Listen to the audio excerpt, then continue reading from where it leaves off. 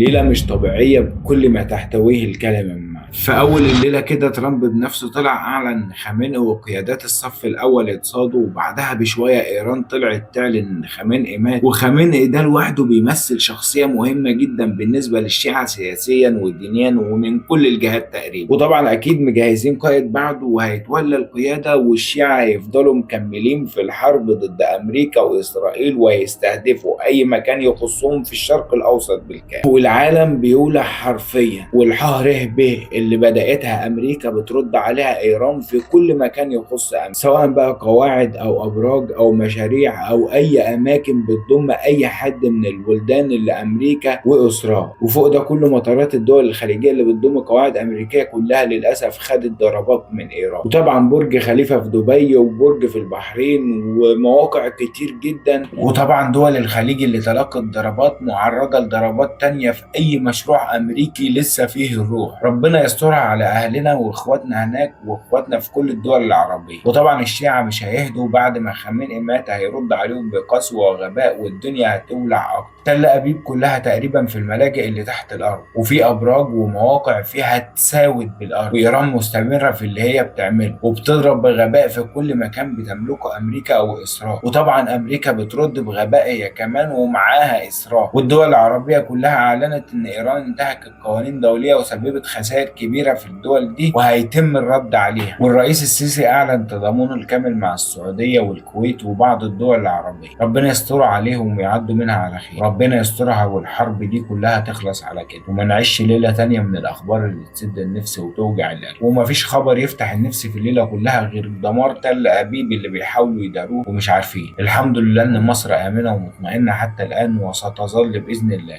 ربنا يحفظ مصر وكل البلاد العربية والإسلامية ويعديهم من الأزمة دي على خير. تماسكوا وما تستسلموش للفتن، ده أكتر وقت العدو هيكون نشط فيه. ادعم الفيديو فولو لايك وشير، واستنى أي خبر جديد وصلي على النبي.